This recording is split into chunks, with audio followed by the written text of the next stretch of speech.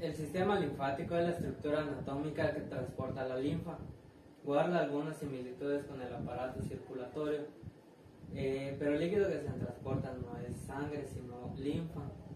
Este es un sistema, no es un sistema cerrado, pero se inicia en los tejidos corporales que continúa por los vasos linfáticos que aumenta de tamaño progresivamente hasta llegar en el conducto torácico o en el conducto linfático derecho.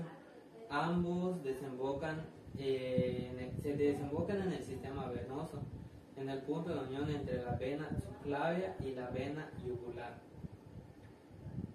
Cada uno de ellos en un lado. El sistema linfático constituye a la segunda red de transporte de líquidos corporales. Algunos autores lo consideran como una parte del aparato circulatorio. La linfa es un líquido transparente y blanquecido que está compuesto de glóbulos blancos, especialmente de linfocitos, también de las células que atacan a las bacterias en la sangre, y un líquido proveniente de los intestinos llamado quilo, que contiene proteínas y grasas. Las funciones del sistema linfático son el drenaje de líquidos intersticial. El sistema linfático capta el exceso de líquido intersticial que se encuentra entre las células y lo devuelve a la sangre. El transporte de grasas, y la mayoría de las grasas que absorben en el intestino procedentes de los alimentos son transportadas por el sistema linfático hacia la sangre. Las células que forman la pared intestinal absorben las grasas procedentes de los alimentos y sintetizan unas partículas complejas llamadas kilomicrones, constituidas fundamentalmente por triglicéridos. Los vasos linfáticos que lo transportan hasta el sistema venoso a través del conducto torácico. Y la respuesta inmunitaria, los linfocitos T, los linfocitos B y los macrófagos eliminan sustancias externas y microorganismos patógenos potenciales. La pared de los vasos linfáticos contiene músculo liso que al contraerse propulsa la linfa. La linfa procede de líquido intersticial o intercelular, es decir, del líquido que se encuentra en los tejidos, en los pequeños espacios situados en las células. El ser humano se calcula que produce entre 2 a 3 litros al día. La mayor parte se vierte al sistema venoso a través del conducto torácico. El sistema linfático absorbe gran cantidad de masa procedente de la digestión de los alimentos, de tal forma que tras una comida copiosa, la linfa puede contener hasta un 2% de grasa, debido a que las bacterias y microorganismos pueden aprovechar los conductos linfáticos para invadir el organismo. Se interponen en su recorrido los ganglios linfáticos que contienen una gran cantidad de células defensivas, denominados linfocitos, las cuales destruyen los microorganismos invasores. La circulación linfática es posible porque el sistema de conducto está dotado de pequeñas válvulas que impiden el retroceso del fluido. También, por otra parte, los vasos más grandes cuentan con una capa de músculo liso que al contraerse propulsa el contenido en la dirección correcta hacia la desembocadura del sistema venoso. La circulación de la linfa comienza en pequeños capilares linfáticos cuya pared está formada por células adheridas entre sí mediante uniones tipo botón, como podemos encontrar, que permite al líquido intersticial atravesarlo para entrar en la luz del vaso. Los capilares linfáticos se unen formando una red de conductos que desembocan en vasos de mayor diámetro. Finalmente, toda la linfa que se produce en el organismo termina en solo 2 conductos: el conducto linfático derecho, que drena la mitad superior derecha del cuerpo, y el conducto torácico, que de mayor tamaño para el resto del cuerpo. Las dos desaguan en el sistema venoso, en el punto de unión de la vena subclavia y la vena yugular. Los pequeños vasos linfáticos en su camino hacia el sistema venoso atraviesan los ganglios linfáticos, en los cuales existe un gran número de linfocitos y otras células del sistema inmune. Cuando los vasos linfáticos no pueden cumplir con su cometido por obstrucción, se produce el fenómeno conocido como linfedema, que consiste en una hinchazón que suele ser especialmente intensa en los miembros inferiores. En la linfedema grave, las extremidades acumulan tanto líquido que pueden doblar su diámetro, dificultando enormemente los movimientos corporales. Se denomina tejido linfoide o linfático a un tipo de tejido conjuntivo en el que las células predominantes son los linfocitos. Los linfocitos son los responsables de la respuesta inmune específica. Se producen en los órganos linfoides primarios, desde donde migra a los órganos linfoides secundarios. Existen dos tipos principales de linfocitos: los linfocitos T y los linfocitos B. El órgano produce cada día alrededor de 1.000 millones de linfocitos nuevos. Los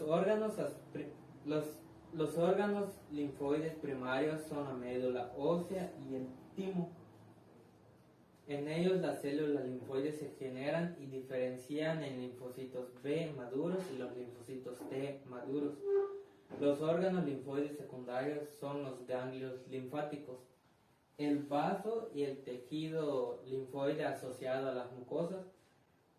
En estos tejidos los linfocitos B y T toman contacto con los patógenos y sus antígenos, activándose y multiplicándose. Los distintos órganos linfoides están interconectados por vasos sanguíneos y por vasos linfáticos, de modo que se constituyen en un sistema unitario, entrelazado y bien comunicado. Estos vasos transportan las células del sistema inmunitario, de las cuales el tipo central es el linfocito. En el sistema linfático podemos encontrar lo que son las amígdalas. Las amígdalas son masas de tejido en la parte posterior de la garganta. Hay dos de ellas, cada una a cada lado. Junto con los adenoides, las amígdalas son parte del sistema linfático, y el sistema linfático elimina las infecciones y mantiene equilibrados los fluidos corporales. La médula ósea. La médula ósea cumple la función de hematopoiesis. Esto es producir todas las células que componen la sangre. Entre estas se encuentran los linfocitos, que son un tipo de leucocito. El timo cumple la función de madurar a los linfocitos T. El vaso tiene la función de filtrar la sangre y limpiarla de formas celulares. Los linfáticos son pequeñas acumulaciones del tejido linfoide envueltas por una cápsula que se interponen en el recorrido de los vasos linfáticos. El organismo humano existen entre 500 y 1.000. Cada uno de ellos cuenta con vasos linfáticos aferentes por los que penetran la linfa y eferentes por los que sale. Con frecuencia se agrupan formando cadenas ganglionares. El tejido linfoide asociado a las mucosas incluye agregados en el tejido linfoide que se encuentran situados cerca de la mucosa, del aparato respiratorio y aparato digestivo. Se denomina también MAL por sus iniciales en inglés. Incluye la amígdala platina, amígdala faríngea y las placas de Peyer en el enfermedades del sistema linfático. Las manifestaciones más comunes en las enfermedades del sistema linfático puede ser la adenopatía, que es la hinchazón e inflamación de un ganglio linfático que aumenta su tamaño normal. La linfedema es un tipo de edema provocado por la obstrucción o mal funcionamiento de los vasos linfáticos. También está la linfagitis, que es el proceso inflamatorio de los conductos linfáticos, generalmente origen infeccioso. O el linfoma, que es un tipo de cáncer que se origina en el tejido humano. Las defensas inespecíficas. Como sabemos, todos los organismos han desarrollado mecanismos de defensa frente a la invasión de agentes patógenos. Estos mecanismos pueden ser inespecíficos, que actúan de igual manera independientemente de cuál sea el invasor, impidiendo su entrada en el organismo o destruyéndolo con rapidez, o muy específicos, que actuarán de manera diferente para cada patógeno, lo que se conoce como respuesta inmunitaria. Los mecanismos de defensa inespecíficos actúan contra cualquier microorganismo o sustancia extraña. Son tres tipos: barreras naturales, la microflora normal del organismo y respuesta celular inespecífica. Factores ambientales. Las condiciones físicas y emocionales estresantes del huésped. Podría ser la falta de sueño, fatiga, ansiedad y depresión. Hacen a una persona más vulnerable a la enfermedad. En condiciones de estrés existe un aumento en la producción de adrenalina acompañada de la alteración de los niveles hormonales. Corticoides. Esta alteración suprime la función de muchos grupos de células defensivas. Puede ser la edad. En la edad, los más jóvenes y los más viejos tienen un mayor riesgo de infección, ya que los niños el sistema inmune está menos desarrollado y en los ancianos ya no es tan eficiente. En la nutrición es una dieta que contenga las cantidades necesarias de proteínas. Podría ser los tejidos sanos y proteínas séricas. Y vitaminas como metabolismo eficiente e integridad en la piel, que protege a las enfermedades microbianas. También podría ser la profesión. Existen profesiones que conllevan un alto riesgo de contraer ciertas infecciones. Los dentistas tienen mayor riesgo de ser infectados con el virus de la hepatitis B, que se transmite a través de aerosoles de saliva y sangre de sus pacientes. Otros factores pueden ser la especie, raza e individuo. En la especie, las características fisiológicas y anatómicas de una especie puede determinar si un microorganismo puede ser patógeno por esa especie. Por ejemplo, debido a la frecuencia a la temperatura corporal, muchas enfermedades de mamíferos no afectan a peces o reptiles, o viceversa. En la raza, en algunos casos existen factores genéticos que hacen a ciertas razas más susceptibles, o por decirlo así, más resistentes que a otras razas a infecciones particulares. Los africanos son más resistentes a la malaria, ya que les falta el receptor de las células sanguíneas. En el individuo, algunos individuos tienen más facilidad para tener fiebre o infecciones menos severas que a otros. Algunas personas tienen mucho más catarros durante el invierno que otras. Incluso teniendo aparentemente las mismas condiciones raciales y oportunidades de exposición, esta resistencia individual se debe probablemente a una combinación de resistencias específicas e inespecíficas heredadas de los familiares. Los mecanismos de defensa externos. Esos mecanismos inespecíficos son fundamentalmente mecánicos, aunque también están involucrados barreras químicas.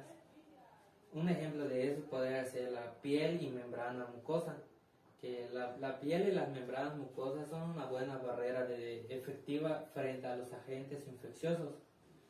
O también podría ser las secreciones químicas, como la lisozima, o sea, la lágrima.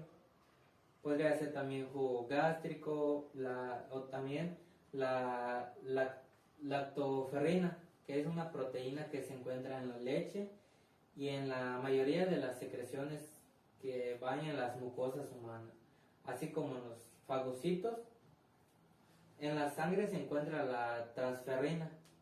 Estas proteínas son agentes quelantes del hierro, disponible en un ambiente limitado, por tanto la disponibilidad de este nutriente a los microorganismos invasores. Y otro podría ser la microbiota, que es la microbiota normal, juega un papel importante en competir con algunos patógenos intrusos por un nicho ecológico particular en el cuerpo humano. Mecanismos de defensas internos. Los componentes de mecanismos internos de defensa constituyen una enorme barrera contra la infección. Estos mecanismos incluyen mediadores de células del sistema inmune, las células Killer y fagocitos, los factores solubles y respuestas fisiológicas complejas que llevan a la inflamación y fiebre. La inflamación. La respuesta inflamatoria es la reacción celular y vascular a la presencia de microorganismos invasores. Heridas y objetos irritantes como las astillas o espinas, siendo uno de los mecanismos de defensa más específicos en animales. Los detalles de la inflamación se pueden resumir en movilización y atracción de componentes inmunes al sitio de la herida. Poner en marcha los mecanismos para reparar los tejidos dañados, localizar y eliminar las sustancias dañinas, destruir los microorganismos y bloquear futuras invasiones. Primero existe una vasoconstricción seguida rápidamente de una vasodilatación, cuyo efecto es el aumento del flujo sanguíneo en el área afectada, lo cual facilita la llegada de componentes inmunológicos.